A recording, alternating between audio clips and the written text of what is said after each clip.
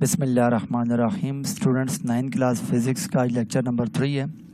Lecture number 3 के अंदर हम चैप्टर नंबर 6 को स्टडी करेंगे और चैप्टर नंबर 6 को हमने प्रीवियस लेक्चर्स के अंदर स्टडी किया है और इससे रेलेवेंट जितने भी बेसिक कॉन्सेप्ट्स हैं उनको समझने की और उसको एक्सप्लेन करने की कोशिश की है। तो आज का जो हमारा टॉपिक है वो है एप्लीकेशन ऑफ हुक्स लॉ।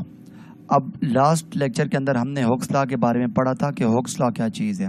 आज उसी की ही प्रैक्टिकल एप्लीकेशंस के बारे में हम पढ़ेंगे कि हुक्स लॉ की एप्लीकेशन क्या क्या है और कहाँ कहाँ हुक्स लॉ जो है अप्लाई होता है। स्टूडेंट्स, एक चीज़ मैं यहाँ पे क्लियर कर दूँ कि ये एप्लीकेशन वो वाली एप्लीकेशन नहीं है कि जो आप स्कूल में या कॉलेज में लिखते हैं जिसको कहते हैं दरख्वास्त। ये वो वाली एप्लीकेशन नहीं है, बल्कि यहाँ पर एप्लीकेशन का मतलब है कि हुक्स लॉ कहाँ कहाँ अप्लाई होता है, वो कौन कौन सी जगह है जहाँ जहाँ हुक्स लॉ अप्लाई होता है, तो वो होती है एप्लीकेशन जहाँ पे ये लॉ अप्लाई होता है। तो हुक्स लॉ की एप्लीकेशन स्टार्ट करने से पहले मैं प्रीवियस लेक्चर को रिकॉल करवा देता हूँ आपको। प्रीवियस लेक्चर के अंदर हमने हुक्स लॉ को पढ़ा था, क्योंकि अभी हुक्स लॉ जब तक हमें सही क्लियर नहीं होगा तो हम इसकी एप्लीकेशन की तरफ नहीं जाएंगे।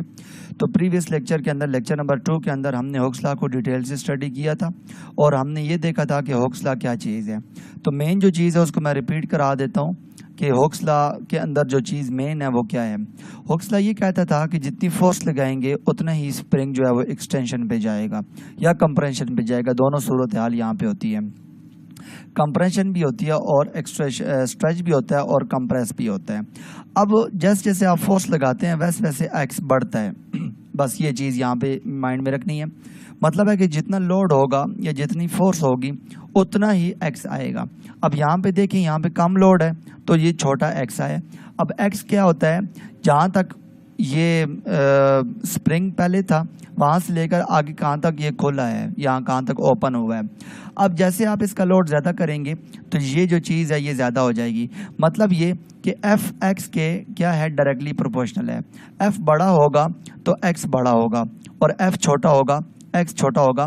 और हुक्स लॉ की जो बेसिक डेफिनेशन है वो ये है, एफ इज़ इक्वल टू के एक्स। समटाइम यहाँ माइनस भी आता है, लेकिन माइनस को हम अगले लेक्चर में, कमिंग लेक्चर्स के अंदर हम इंशाल्लाह डिस्कस करते हैं। तो ये था हमारा लेक्चर नंबर 2 और इसमें हुक्स लॉ को हमने रिकॉल करवाया। अब इसकी एप्लीकेशन की तरफ जाते हैं। इसकी प्रैक्टिकल एप्लीकेशन क्या क्या है। स्टूडेंट्स, ये है इसकी एप्लीकेशन।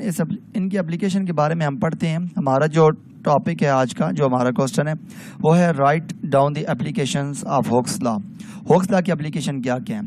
ये हर जगह इस्तेमाल हो रहा होता है, लेकिन बेसिक जो चीज़ें हैं मेजर उसको हम स्टडी करते हैं। स्टूडेंट्स, ये जो चीज़ है ये आपने अक्सर देखी होंगी। ये चंद एक इंस्ट्रूमेंट्स यहाँ पे डिस्प्ले किए गए हैं, इन सब के अंदर स्प्रिंग यूज़ होता है। अब सबसे पहले अगर इसकी बात करें, ये आम तौर पर बाहर दुकानों में होता है या फिर अक्सर आपने किसी भी दुकान के अंदर, किसी भी शॉप के अंदर ये देखा होगा कि ये उन्होंने उठाए हुए होते हैं और यहाँ इसके ऊपर लोड रखते हैं। लोड जैसे ही इसके नीचे लोड लगता है तो ये जो स्प्रिंग है ये कंप्रेस हो जाता है और यहाँ पे इसकी डिफ्लेक्शन जो है वो शो हो जाती है।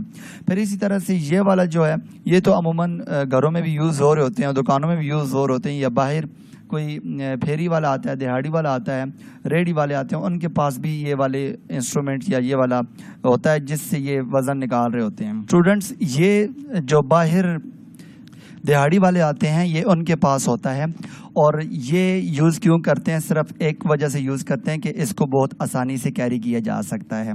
अब ये वाले जो इंस्ट्रूमेंट है, ये जितने भी इंस्ट्रूमेंट हैं, ये मोस्टली हर इंस्ट्रूमेंट अपनी अपनी फील्ड में यूज़ हो रहा होता है, लेकिन जो यहाँ पे डिस्कस करने वाली बात है वो ये है कि इसके अंदर हुक्स लॉ कैसे यूज़ होता है और ये हमारे लिए कैसे सूटेबल है। स्टूडेंट्स, आप देख सकते हैं कि हमने हुक्स लॉ के अंदर क्या चीज़ पढ़ी है कि जैसे जैसे हम एफ़ को बढ़ाते हैं वैसे वैसे हमारा एक्स जो है वो बढ़ता है। एफ़ और एक्स डायरेक्टली प्रोपोर्शनल है। एफ़ फोर्स है, एक्स डिस्टेंस है। एक्स का मतलब ये है कि स्प्रिंग कितना खुला है। अब देखें कितना कंप्रेस हुआ या कितना स्ट्रेच हुआ है। अब देखें ये हमारे पास एक इंस्ट्रूमेंट है। अब इसके नीचे हम जैसे ही लोड डालते हैं तो ये स्प्रिंग नीचे की तरफ हो जाता है और यहाँ पे इसका पॉइंटर होता है, साइड पे वेट गिवन होते हैं और जिससे ये यहाँ पर पहुंचकर पॉइंटर रुक जाता है और हमें आइडिया हो जाता है कि जो नीचे हमने लोड डाला है इसका ये कितना वजन है। तो ये भी इसी तरह से ही होता है, यूज़ होता है। ये नीचे आप देख सकते हैं लोड डाला हुआ है और जैसे ये नीचे होता है तो हमें यहाँ से साइड पे इसकी स्केलिंग लगी हुई है, वहाँ से हम इसको कंपेयर करके इसका लोड निकाल सकते हैं। और अगर साइड पे स्केलिंग नहीं है तो परेशान होने की ज़रूरत नहीं है। एक और इंस्ट्रूमेंट है, अगर आप यहाँ पे ये स्प्रिंग रखें और नीचे लोड डालें और यहाँ से इसकी स्टिक होती है जो इसके ऊपर मूव करती है, जितना ज़्यादा लोड होगा उतनी ज़्यादा ये नीचे होगी और यहाँ से साइड से ये रीडिंग जो है वो ले लेगी। अब स्टूडेंट्स इसकी एप्लीकेशन की तरफ आते हैं। Hooke's law serve as the basic principle in wide range of the application in the field of technology and engineering. Spring in many devices, ये बहुत ज़्यादा डिवाइसेस के अंदर यूज़ हो रहे हैं। Rely Hooke's law on their function such as spring scale के अंदर यूज़ हो रहे होते हैं। Balance wheel of mechanical clock के अंदर यूज़ हो रहे होते हैं। गिल्वानोमीटर के अंदर यूज़ हो रहे होते हैं। सस्पेंशन सिस्टम जहाँ जहाँ यूज़ हो रहा है वहाँ पे यूज़ हो रहे होते हैं ये स्प्रिंग और हुक्स लॉ वहाँ इस्तेमाल हो रहा होता है। इन व्हीकल एंड मोटर बाइक के अंदर भी यूज़ हो रहा होता है। और इसके बाद meter traces and material testing machine, इन सब चीज़ों के अंदर स्प्रिंग यूज़ हो रहा होता है, हुक्स लॉ यूज़ हो रहा होता है। तो बारी बारी इनकी एप्लीकेशंस के बारे में पढ़ते हैं। पहली एप्लीकेशन है हमारे पास स्प्रिंग स्केल। स्प्रिंग स्केल कौन सा है? स्प्रिंग स्केल ये वाला है स्टूडेंट्स, ये वाली जो पिक्चर है ये आपकी बुक से ली गई है। अब आपकी बुक में ये वाली पिक्चर लगी हुई है और इसको मजीद एक्सप्लेन किया गया बाकी पिक्चर्स के ज़रिए से, ताकि आपको ज़्यादा अच्छी तरीके से ये चीज़ समझ में आ जाए। तो स्टूडेंट्स स्प्रिंग स्केल क्या होते हैं? In the common spring balance the extension और एनगेशन भी लंबाई को कहते हैं। Produce is the measured the weight in compression balance the spring is compressed by the load. जो स्प्रिंग होता है उसके नीचे लोड लगाया जाता है। The compression produce is measured by the means of the pointer moving over a scale. Weighing machine is usually use this type of the balance. ये कहता है कि ये जो स्प्रिंग बैलेंस है, ये जो आपको नजर आ रहे हैं ये सारे के सारे स्प्रिंग बैलेंस हैं, स्प्रिंग स्केल्स हैं, सॉरी स्प्रिंग स्केल, ये सारे के सारे स्प्रिंग स्केल हैं। इनके नीचे लोड डाला जाता है। जैसे ही इनके अंदर लोड डाला जाता है तो इनकी एक्सटेंशन हो जाती है, वहाँ से हम कंपेयर करके रीडिंग जो है वो पिक कर लेते हैं। ये जो स्प्रिंग स्केल है ये हर फील्ड के अंदर यूज हो रहा होता है। ये एक्सटेंशन होती है और ये इसकी लंबाई होती है और फिर वहाँ से हम इसका वेट को मेजर कर लेते हैं, जो भी चीज़ इसके साथ हैंग की जाए। इन कंप्रेशन बैलेंस, इस कंप्रेशन बैलेंस के अंदर स्प्रिंग इज कंप्रेस्ड, जो स्प्रिंग होता है वो कंप्रेस किया जाता है। कैसे कंप्रेस करते हैं? लोड के जरिए से कंप्रेस किया जाता है। The compression produce is the measured by the means of the pointer. इसका पॉइंटर होता है जो स्केल के ऊपर मूव कर रहा होता है। जैसे ये नीचे की तरफ जाएगा तो इसका जो पॉइंटर है स्केल के ऊपर मूव कर रहा होता है, तो हमें पता चल जाता है जो नीचे हमने लोड लगाया है वो कहाँ तक और उसका कितना वजन है। इसी तरह से ये देख लें कि जितना लोड यहाँ पे आएगा, ये जो पॉइंटर है स्केल के ऊपर मूव कर रहा होता है और वहाँ से हमें पता चल जाता है कि ये कितना मूव कर रहा है और इसका कितना लोड है।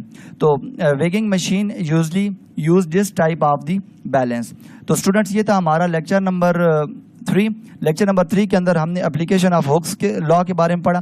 सबसे पहले हुक्स लॉ के बारे में पता होना चाहिए कि वो क्या है, फिर उसके बाद हमने एप्लीकेशंस के बारे में पढ़ा। पहली एप्लीकेशन इसकी थी स्प्रिंग स्केल और फिर इसके बाद इसकी एप्लीकेशन और भी बहुत ज़्यादा हैं और आने वाले लेक्चर्स के अंदर इंशाल्लाह हम इसकी एप्लीकेशंस के बारे में पढ़ेंगे। Thank you.